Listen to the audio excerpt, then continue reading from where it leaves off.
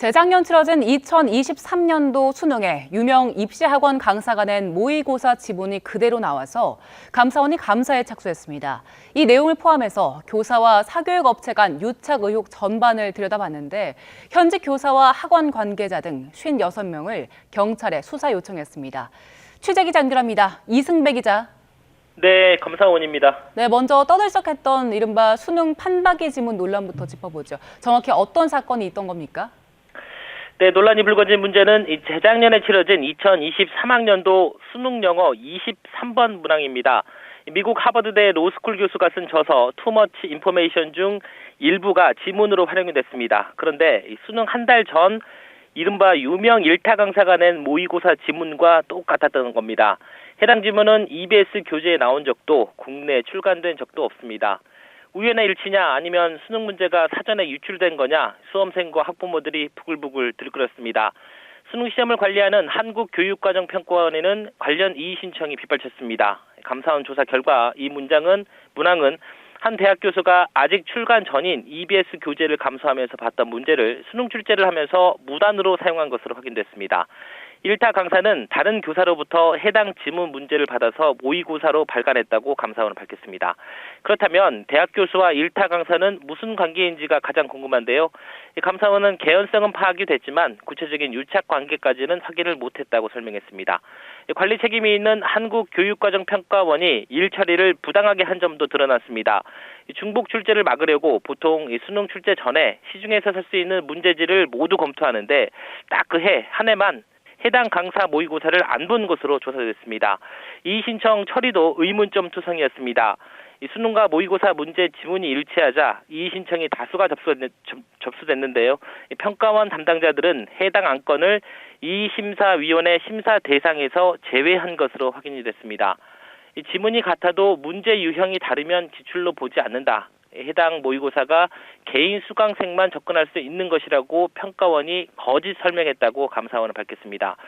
또한 수능 이후 EBS가 평가원에 연락을 해서 대학 교수가 자신의 출간 전 지문을 무단 사용한 사실을 전달을 했는데 이를 감추고 해당 안건을 제외 사안으로 덮었다고 감사원은 덧붙였습니다. 감사원은 정확한 유착 관계 확인을 위해서 해당 대학 교수와 일타 강사 등을 경찰에 수사 요청하고 확인한 내용을 참고 자료로 보낸 상태입니다. 네, 이 사안뿐만 아니라 교사들의 문항 거래 실태 전반에 대해서도 살펴봤는데 여러 건이 확인됐다고요? 네, 맞습니다. 우선 감사원이 중간 감사 결과를 발표하면서 수사 요청한 사람은 모두 56명입니다. 이 가운데 거의 절반인 48%, 27명이 현직 교사입니다. 그리고 41%, 23명이 강사와 학원 관계자입니다. 적용 혐의는 청탁금지법 위반과 업무방해, 배임 수증제 등입니다. 최근 5년 동안 5천만 원이 넘게 금품을 챙긴 교사로 제한한 것이 이 정도입니다. 그 이하 금액을 포함하면 현재 200명 넘는 인원을 조사하고 있다고 감사원은 밝혔습니다. 조사 결과 교사와 사교육업체 사이에 문항 거래가 다수 발견이 됐다면서 감사원이 주요 사례 6개를 공개했습니다.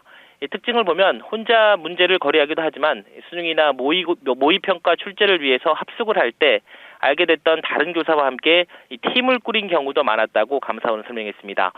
이 가운데 배우자와 짜고 아예 출판업체를 세워서 사교육업체에 책을 팔아 돈을 번 교사도 있었습니다.